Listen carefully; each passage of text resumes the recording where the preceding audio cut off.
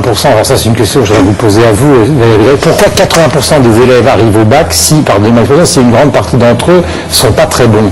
Beaucoup de gens se posent cette question. Mais il y a 60% en fait d'une génération qui aujourd'hui a le bac, et puis quand on dit avoir le bac, c'est le bac général bien sûr, mais c'est aussi le bac technologique ou bien le bac professionnel, donc c'est tous les bacs.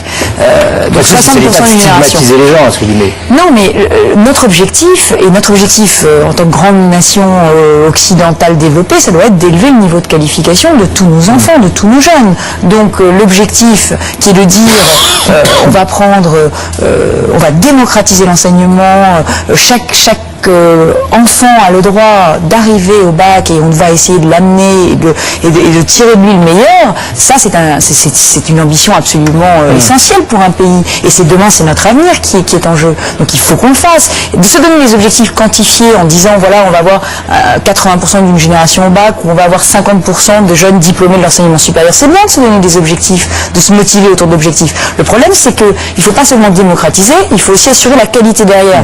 Et après, c'est plus compliqué. Et on voit bien aussi qu'on n'est pas aidé. Dans les classements internationaux, il y en a plusieurs différents. Il y en a un, le plus crédible, et celui qui concerne les élèves de 15 ans.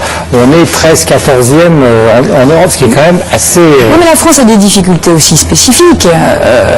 On a une immigration qui est très nombreuse par rapport à d'autres pays qui sont beaucoup plus fermés, comme par exemple la Finlande. La Finlande est première dans tous les classements internationaux. C'est un pays qui est très fermé.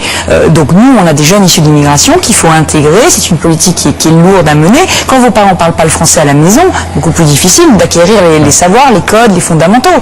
Donc la question des ZEP, la question de donner davantage à ceux qui en ont le plus besoin, c'est une question absolument essentielle.